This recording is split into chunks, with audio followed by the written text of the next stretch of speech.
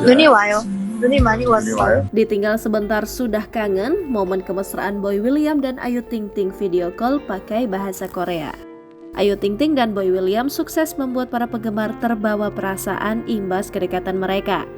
Saat ini diketahui bahwa Ayu Ting Ting tengah berlibur ke luar negeri bersama dengan keluarganya. Siapa sangka di tengah momen liburan itu Ayu Ting Ting tak lupa berbagi kabar dengan Boy William. Bahkan keduanya tampak tersipu malu menceritakan kondisi masing-masing yang sedang saling berjauhan. Bukan hanya itu, warganet lantas membuat semakin baper lantaran Ayu Ting Ting dan Boy William mengobrol menggunakan bahasa Korea.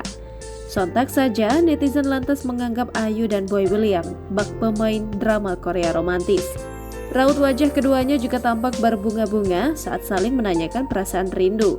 Seolah mengelak, Ayu Ting Ting lantas tegas mengatakan bahwa ia tidak merindukan Boy William. Kamu tiba-tiba live begini kangen ya sama aku ya pasti. Enggak, kan dari kemarin kan pada minta aku live. Terus aku live. Gak usah. Perbincangan tersebut begitu lancar mereka lakukan dengan bahasa Korea hingga membuat netizen bertanya-tanya.